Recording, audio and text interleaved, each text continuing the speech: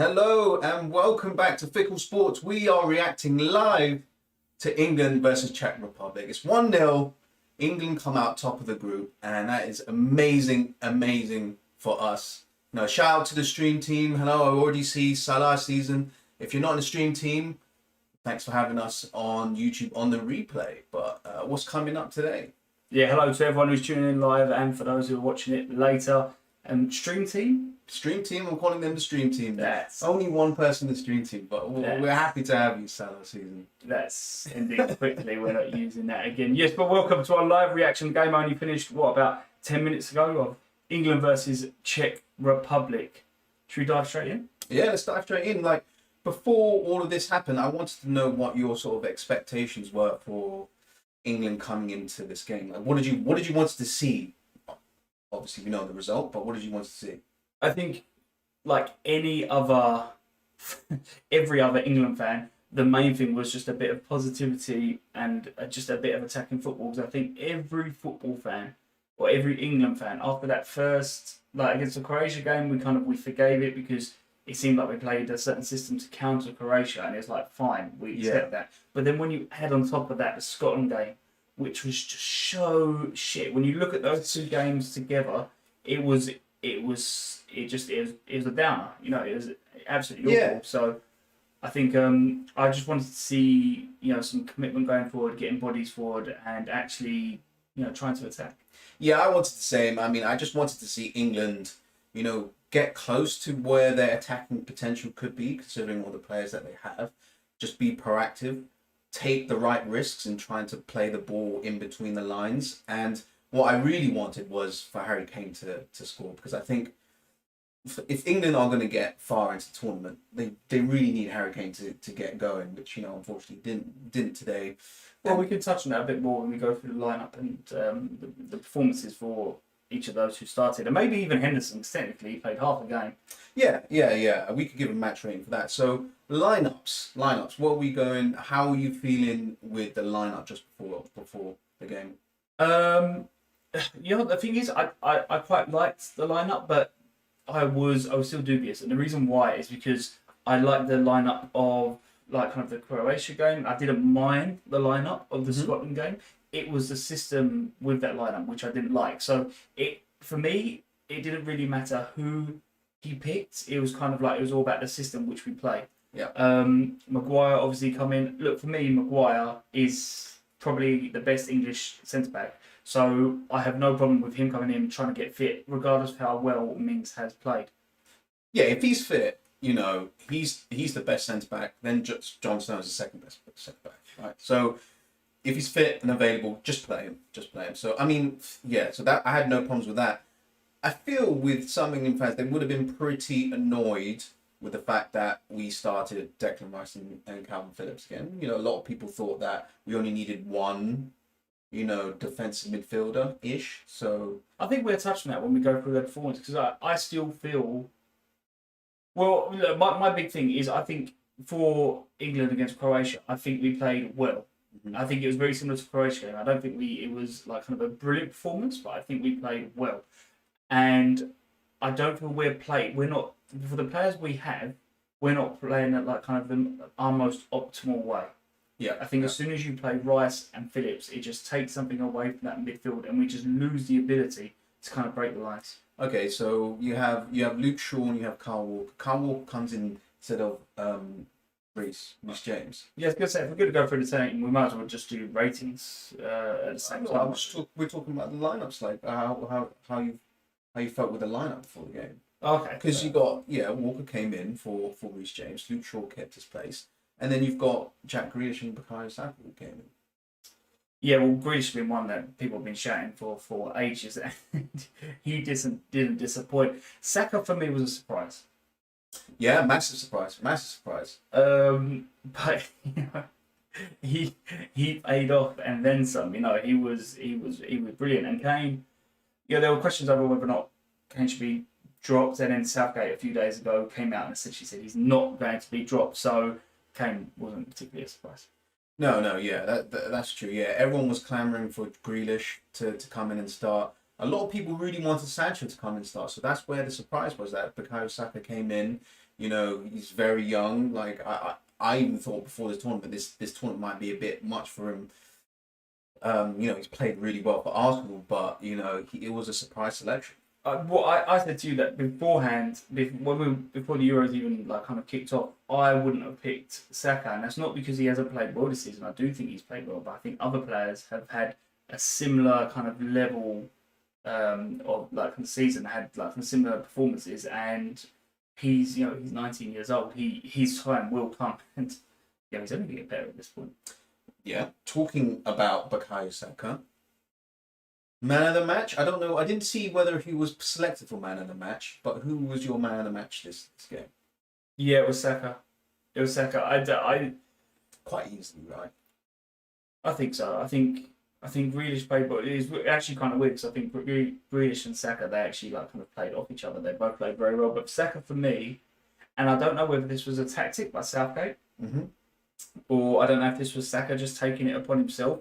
But he was that driving force between England having the ball in defence and transition it into the attack. And he would drop deep, he would take on players, and he was the one who was taking us from defence to attack. And he just did it like kind of throughout the game. Yeah, especially in that first half, he was on top of all the Czech midfielders, dropping in deep, beating players one-on-one, and really spearheading England into attack. And you know, he was the reason for the goal in the end. You know, Jack Grealish got the assist in the end, but it really was Bukayo Saka who, you know, started off that whole move and, you know, did really well. Kind of unlucky. He went sort of to the goal and Sterling went to the back post. Sterling did really well in that one. But yeah, for me, hands down, Bukayo Saka.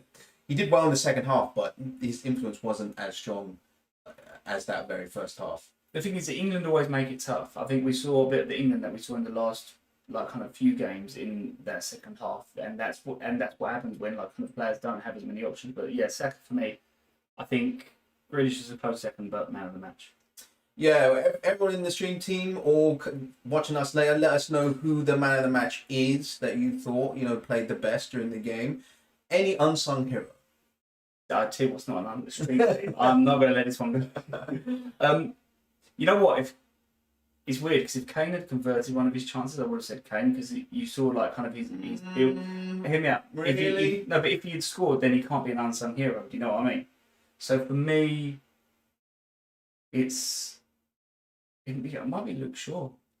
Luke Shaw had a really solid game. Yeah. Well, there's a couple of contenders, right? Raheem Sterling. I feel like if you score, you will never are an unsung hero. It's the hero that no one will talk about. Yeah. Okay, both scorers are talked about. Fine. Jack Grealish is one. I think everyone will be raving about Jack Grealish. The reason I've gone for Shaw is simply because I think he had a very good performance, and I think he is just under the radar. I don't think many people will talk about it. Because I agree with what you're saying. I think people you say he played well, but by unsung hero, emphasis on the unsung is Shaw. Yeah, and then and another potential one is probably Maguire, I'd say. You know, coming in like looking as solid as ever, like he hadn't missed a beat. It's pretty impressive. And he came out and he ran, you know, he brought the ball out of the fence and, you know, took it to the Czech midfielders, which was pretty impressive. Well, the thing I liked is, as we spoke about in the second half, we didn't commit as many players going forward, or maybe there wasn't enough movement. And that's where Maguire took it upon himself to like kind of bring the ball forward, and I think that's what we've really missed. You know, someone to be able to like kind of drag the team forward. Okay, so on to the match ratings. This is going to be interesting because there's going to be a lot. I didn't see a lot of performances that were bad at all. So I think a lot of these match ratings would be pretty good. But yeah, let's start from Pickford. Yeah, Pickford. Well, he had quite a quiet game, really, didn't he? Yeah, he had a very quiet game. He had one save from a long shot, from which was, you know, he did really well. Like, you expect him to save it. Yeah. But at 6.6.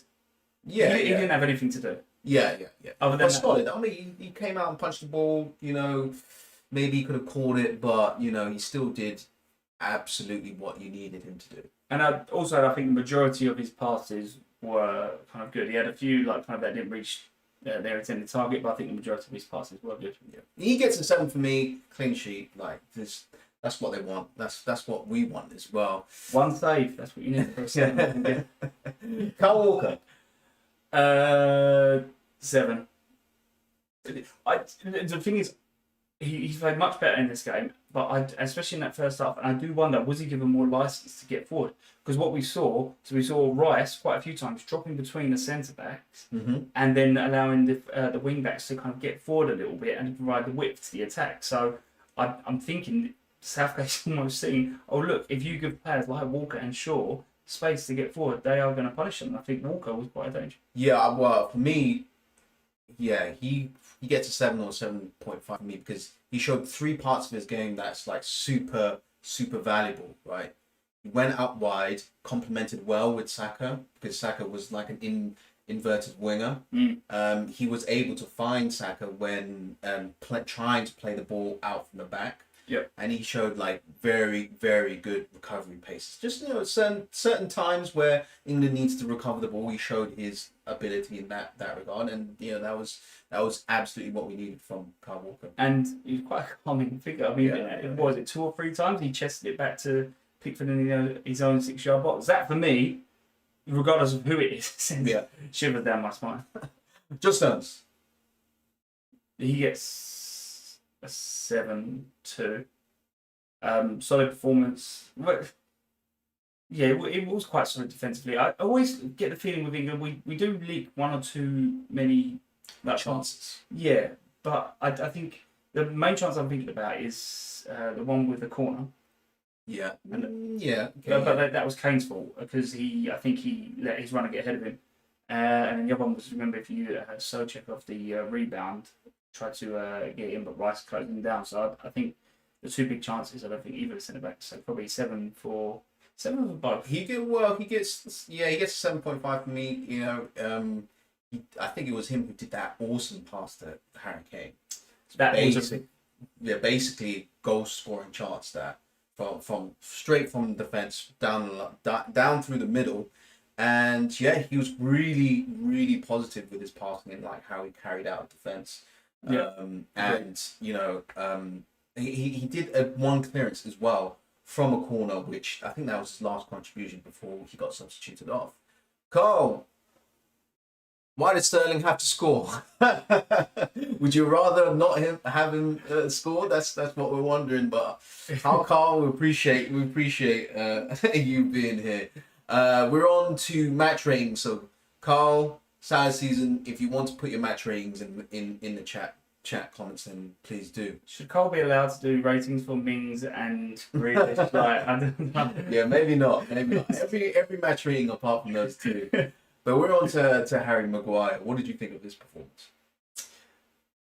I think it was very good as well. And do you know what? I did say it just a second ago, I'd give him a 7, but the way he carried the ball out, I was really impressed with that. And I feel like he grew in stature as the game went on. So I'm going to give him a 7.5. Yeah. For the first half, played it really safe. Just to make sure that he got, his bearings. And then in the second half, he got better, even though the England team didn't overall get better.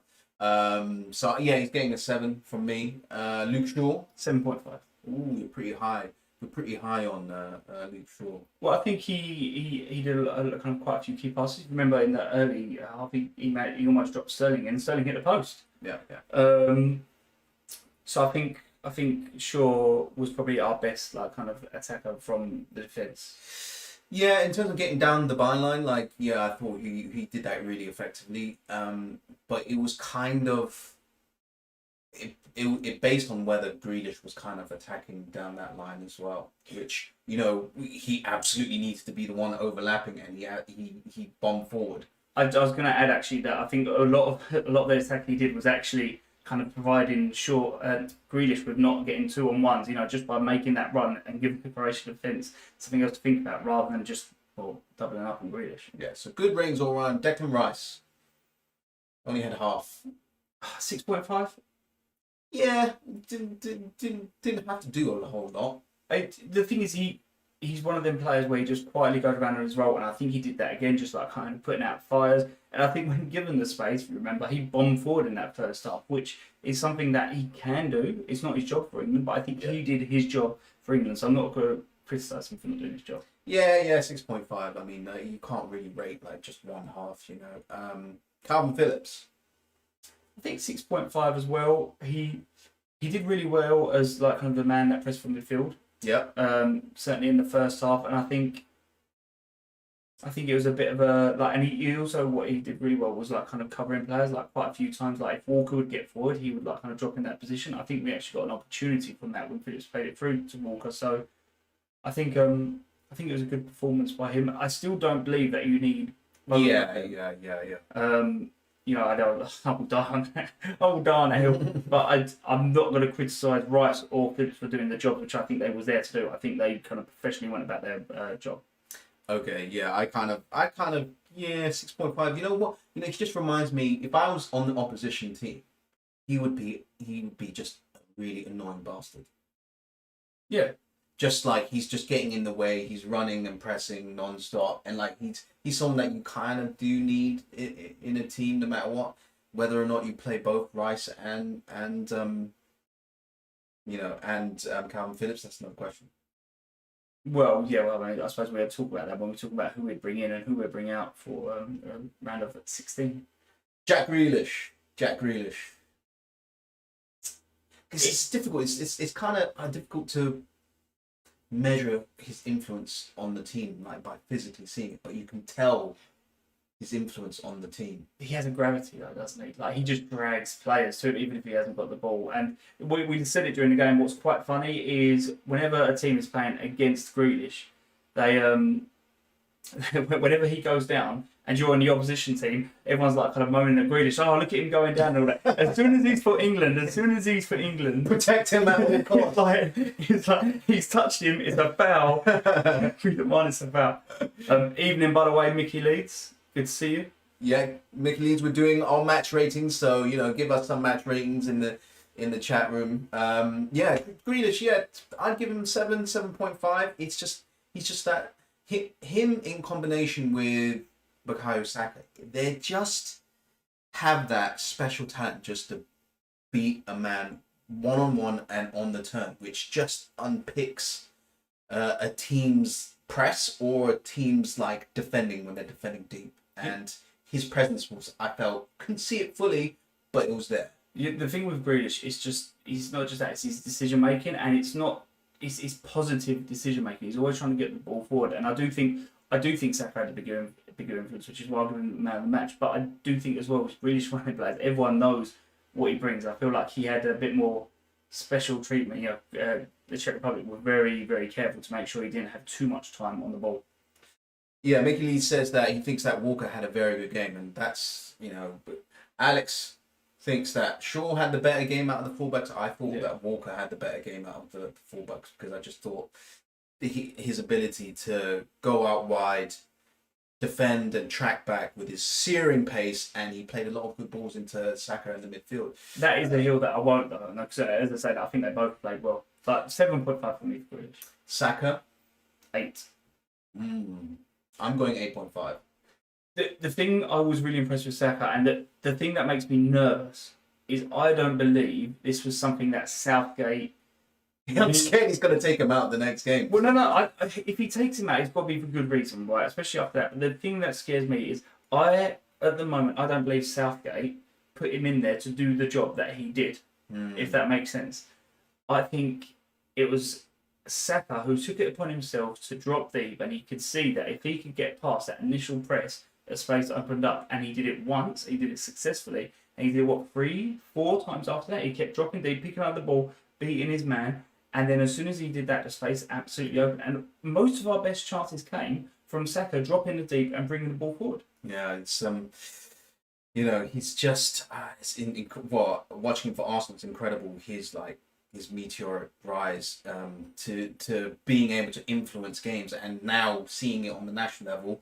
I'm surprised and unsurprised at the same time because he was at the heart of everything that was good for England today. It's just he was a real thorn in that the left winger and the left back for Czech Republic. He was punishing them time and time again. I think it's really good to have like tricky wingers paired together, like tricky players like Grealish and Saka, because I feel like maybe if one of them didn't play with each other, it might have been a bit different. But he had an awesome game, awesome game. Unlucky to not maybe get assist today.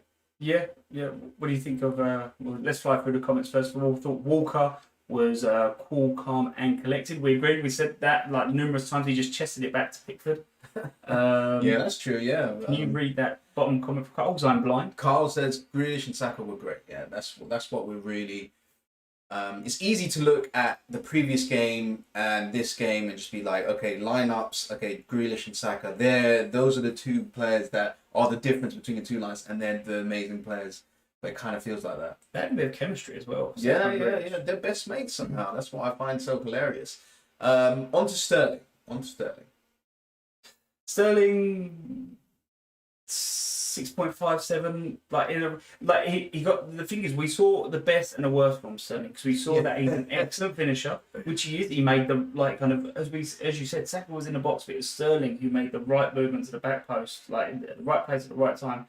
And well, it wasn't a great finish, it was based an open goal, but his build-up play, he did kind of a few sloppy passes, made a few wrong decisions, and it may even be kind of through he hasn't played that much for City. Maybe he's lacks a bit of sharpness, but I think we saw what's good about Sterling and also what's bad.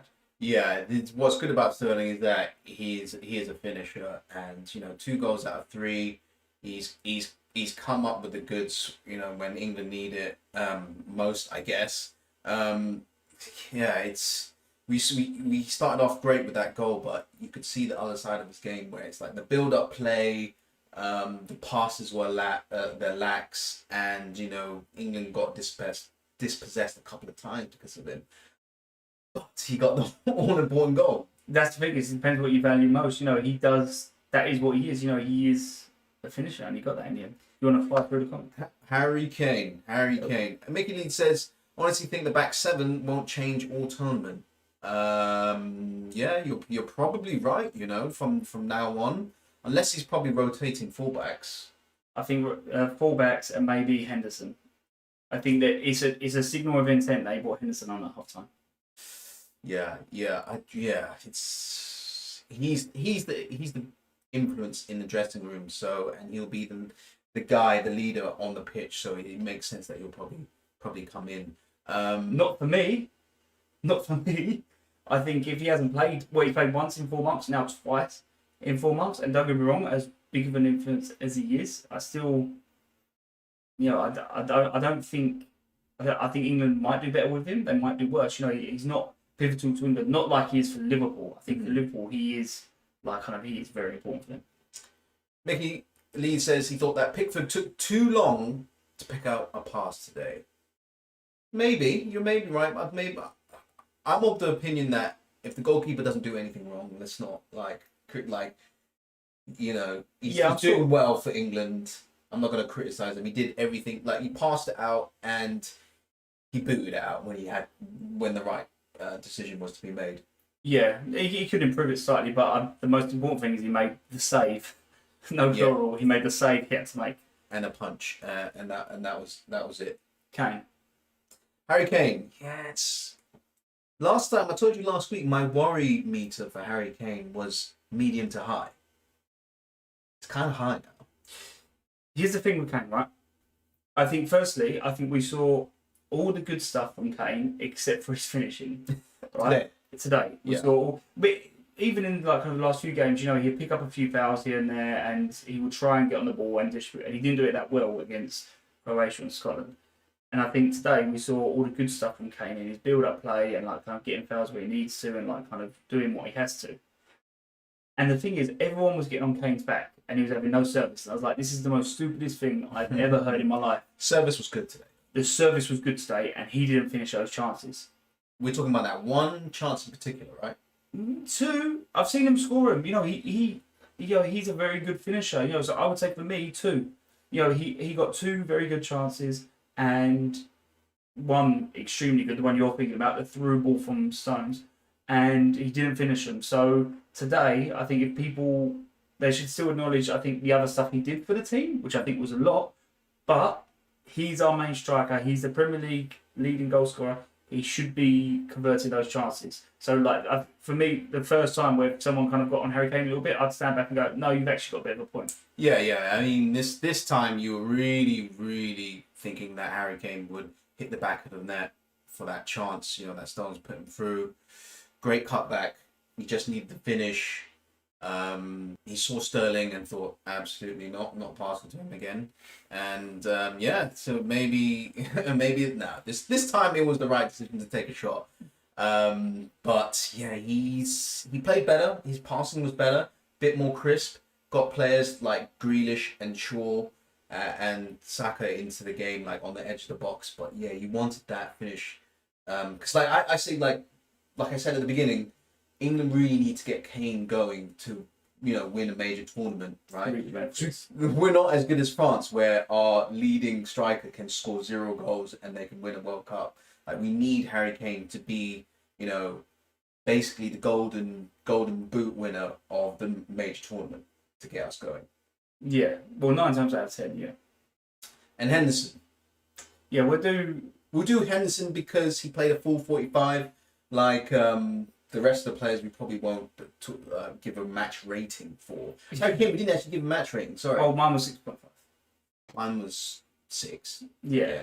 It's around about that. For me, Henderson, I mean, he did a few good bits, but he sort of looked like a player that has only played, half an hour in the last 4 months. He some good things. It didn't really do anything bad, but it's just about I think positioning, still trying to not work it out, but still getting up to speed.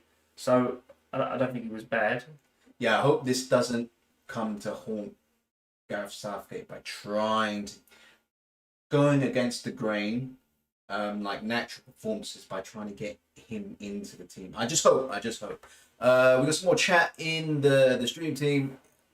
If they're talking to themselves, do we see ourselves out? Carl says, Mickey, I can see Mings playing again and Maguire going on the right. Interesting. What do you think about that? I think if Maguire was fully fit, I think it'd be Maguire and Stones, but all of it. Me too. It's so valuable having 2 defenders that can push out defence by themselves. Yeah. Mings is all right at that, but he's not as good as the other 2. And so I think it all depends on Maguire's fitness. For me personally, I think, especially like kind of 2 centre backs, they're both fit. You would play the same week in, week out. So I think it depends on Maguire's fitness. Yeah, it really depends what Gareth Southgate, I think, appreciates more. Mings' athleticism, right? Or, Maguire's ability, like better positioning, strength, and ability to carry the ball. I think he's going to probably favour Maguire on that one. Should we talk about changes that we're making for the upcoming round of 16? Do we know who it is yet? No idea. So wait, I do have potential teams that we could play. Yes, potential teams that we could play. Doesn't matter who it is. If England finish first, they can face France, Germany, Portugal, Hungary. It's like the pot. Is that whoever finishes third in that group? Is it not? Potentially. That's where it is at the moment. Obviously, things will change massively over the next couple of days. If it's France or Germany, Jesus Christ, I don't mind Rice and Phillips playing. Yeah. Me too. If it's I think what the big thing England are missing, and it was so frustrating to me because I think I saw it time and time again. Because we constantly, the only way we was able to transition from like kind of our back 4 into like kind of the attacking third of the opposition, it was when it was Saka or kind of sometimes Phillips like kind of would drop into those positions, or it's Shaw or Walker. Mm-hmm. We really lacked someone in that midfield who's able to kind of carry the ball from defence, from midfield and into the attacking third. And I feel like if we played someone like almost said Wilshere there.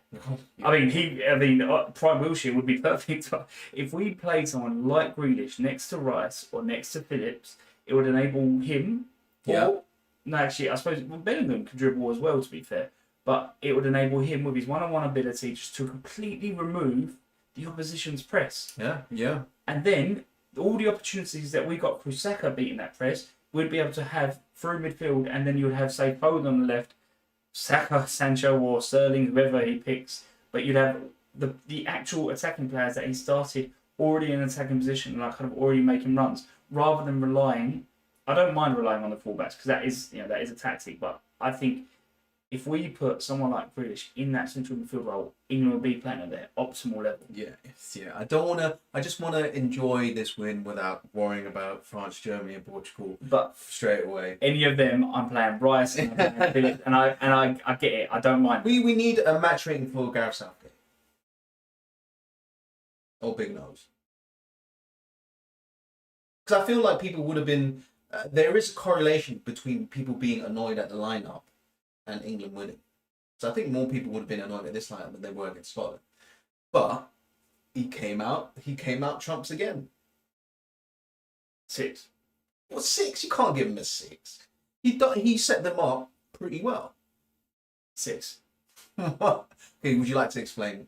Yeah, I'm not giving someone credit because they finally discovered Grealish as a half decent player. Well, he had a lot of balls putting Bukayo Saka. Yeah, Considering you have Sancho, right? yeah, but You could play Rashford as well. whilst I get what you're saying, the problem you've got is we don't know if Sancho could have done better because he hasn't actually. He's played 10 minutes so far. He still got the win. Well, that's why he got 6. I struggle to give him more. I'll tell you why. Carl, Mickey, give us your match rating for Gareth Southgate. We need some objectivity. Is Alex being too harsh on Gareth Southgate? I think his lineup was good. Yeah. I think his substitutions were okay. Tactics. I still think we lacked kind of that, just like that attacking. We were better, but it still didn't seem to me that we were we were just constantly kind of making chances when we had the ball. As I was talking about just then, transitioning from defence to attack, I feel like we still lacked something, and I feel like that was because of the 2 central defensive midfielders. And so, whilst I think again it was a good performance, I have a sneaky feeling that it's more thankful to Saka than it is Southgate that he was able to drop deep and provide the way he did. So yeah, I'm giving Saka the credit. Oh, right, okay. So Mickey gives Southgate 6. Wow. Mickey, why is Southgate so unpopular? I don't understand. I don't really I get annoyed. You don't. Did you watch the Scotland game? I get annoyed at him, but I don't like. I mean, he's done his job. He's top of the group, unbeaten, clean sheet. Okay, for this specific game, I'll give him a 7. He think about all your expectations before the game. He still delivered that. Do you know you hate Mourinho? He's an English crap Mourinho. No, you can't. He is. No, he doesn't park the bus though. No, he doesn't park the bus. Yeah. But it's just he does with his kind of selection. Do you know what I mean? So he doesn't put 11 players behind the ball, but with his selection, it's basically saying we're going to try to do what we can offensively with the players we have. But the most important thing is that we keep our shape and that we don't concede goals. Carl gives Southgate a 4 out of 10. That is. They're on my level. He had half the options taken out because of Gilmore Carlos. Yeah, I still don't understand that. Who was at risk? Because of Gilmore for Scotland. Yeah, a bit ridiculous. Who's coming out?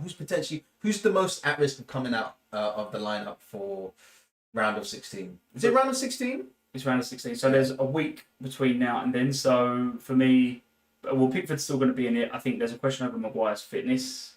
He went through. Well, he looked fine though. He did look fine. So it's Stones that came off early. They didn't say anything in the commentary about injury. So I don't know if you heard anything. Just drop it in the chat if there was anything about about injury. I didn't hear anything. We didn't check Twitter beforehand, I suppose. That's where all good information comes from, by the way. Our information from ourselves. We might see a rotation of the fullbacks. I don't think we're going to see Trippier at left back again, but I'm not 100% sure on that. The person that you'd say is most under threat, potentially, stupidly enough, might be Harry Kane. Might just try something. I don't know if he has the balls to replace Harry Kane for a round of 16 game, but he's not playing well. I would never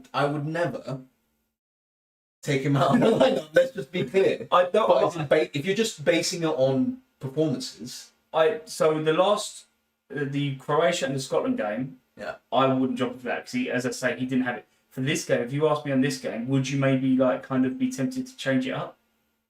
Well, I still wouldn't see, as I say, like he's top scorer, top. You know, he's got some ridiculous stats this season. But I do see where you're coming from. I do see it. As I say, for the first time in this game, I think people, if they criticise Harry Kane, I'd actually say, you know what, for the Czech Republic game, he should have he should have finished a few chances, and he, you know, they have a bit more. There's a bit more about validity in that kind of their argument. Yeah, true. Carl says in this group we should have had a 7-goal difference and 9 points. Yeah, I mean, I appreciate that opinion because we're better than the opposition, but it's very difficult to do that in a major tournament. It's just you can't blow the doors off that easily. Italy, Holland.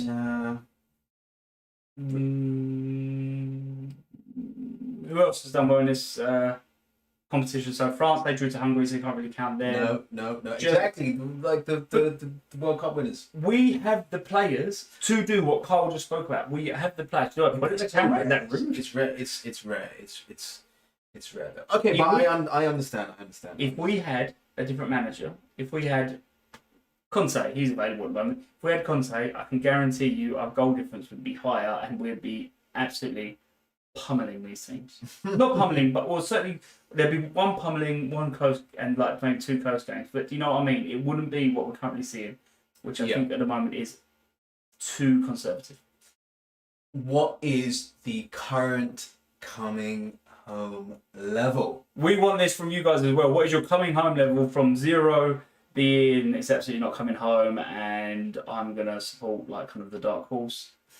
I suppose everyone's second team is gonna be Denmark this time. Maybe, yeah. I don't know who my second team is. And 10 is like kind of full face paint, like kind of screaming out the window around the nipple. Vindaloo. There's going on. My coming home level, what was it last time? Was it 3? Probably. Yeah. I was like 5 or 6. It's gone up to a 5. And I'll tell you why. It was an improved performance, but I still saw the same issues which occurred a little bit in the Croatia match and definitely in the Scotland match. You know, it was improved, but we're still not playing at the level I feel like for the players we have that we should be playing. Yeah. Maybe you're right. I mean, my coming home level is stayed at a 6. Let's not to get too carried away. England have done what they've come to do, which is top the group. Surprised by the clean sheets, like all round. That's still pretty impressive, but yeah, remain at a 6. Let's see who we get in the round of 16, because we may be very upset at who we get in the round of 16. Does anyone join him in the coming home? We need to give it a name, don't we? It's like coming home level. I can't read any of those points. I'm so bloody blind. Mickey said that my coming home level is 2. That's tough. I feel like me and Mickey probably saw. I mean, I know I've gone up. But he was at 0 last time, wasn't he? Yeah, he was at 0. Yeah. I feel like, and mine's gone up by 2. I feel like me and Mickey probably watched the game. I feel like we're looking at a similar way, probably just frustrated at the amounts. That's the thing with England. They do it. It's not as golden as like kind of when you had like Scholes, Beckham, Neville, and Wainford. But like kind of they played the most horrible football. But I do feel like we have a very good set of young players, and I do feel like we're underusing them massively. Yeah, but I will say in Gareth Southgate's defence, he does have modern tactics, but he is just a very pragmatic coach, and that's going to be frustrating considering the talent that we have. My problem is we're going to find out whether or not it's a pragmatic but good approach or a pragmatic but bad approach until we play a big team. Yeah, and we might be in for a rude awakening when we play a big team and go, you know what, it was just shit all along.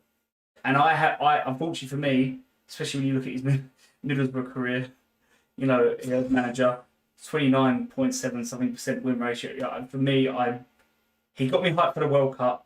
Don't get me wrong, and I appreciate it, but I do feel like he's not that good at that. Extra point here: if Southgate gets France, Portugal, Germany in the round of 16, and England lose, the FA will still keep him. Probably. He only got the job because he was a bit of a yes man anyway. He should never have got the job. Cole's, by the way, was that 3 out of 10? Yeah, Carl says 3 out of 10. And Mickey says you can't judge it on Czech, Scotland, and 65-year-old Croatia. The OAPs in Croatia. a bunch of farmers at the moment. Our defense is good. Your mental 8 out of 10. We've had 6 shots on target in 3 games. I didn't say 8 out of 10. I had 6. I was at 6. He was so angry, he blinded you. He said 8. Both of them said 8. I said 6. I was here. You did say 6. You did say 6. I still think that's mental. But it's a very average score. as a matter of fact, how many shots on target did they say England have had? He said they had 6 shots on target in 3 games. Your 0 goals conceded. your rating is the same as the amount of shots. Yeah. But what is underrated from England's World Cup campaign last time was their defense was rock solid. Like I would have the defense being consistently solid throughout the whole tournament. Then because like a team's offense is going to go through peaks and troughs during a tournament. But we think it's rock solid because we haven't come up with good opposition. If that's what I mean, as soon as we come up against good opposition where we actually kind of have to defend for the majority of the game, we'll get unpicked, and teams are still getting chances against us. Wow. It's not been rock solid. We'll see. I think you need someone who is positive. Like you can't have Debbie Downers all the time. Right, you can be positive. Positive Patricia. But that is all for today's recap of England versus Czechoslovakia. Yep. We hope it doesn't sound like you've gone unhappy, but we're happy with England going top. We are happy with England going top. Yeah, as long as we not have a miserable day talking about England, I'll take that as a win. Jesus Christ, your positivity is infuriating. I'll get someone else today. Someone's down in the trenches with me. But yeah, that is it for now, and we'll see you after the round of 16. Yeah, straight after. See you next time. And do as well, just in the comments, let us know what you think of this kind of new format. Think about doing this kind of for the Premier League, aren't we? Before and after. Yeah, and any suggestions if you want us to talk about anything else, other sections? We think we've covered it all, but let us know if you think there's anything else. Yeah. Do you want to get that last comment in before we? Yes. Carl says, "Yeah, Mickey, we suck. To be honest." Mickey says, "Sorry, we should have lost against Scotland." Scotland. On that positive note, you are the minority.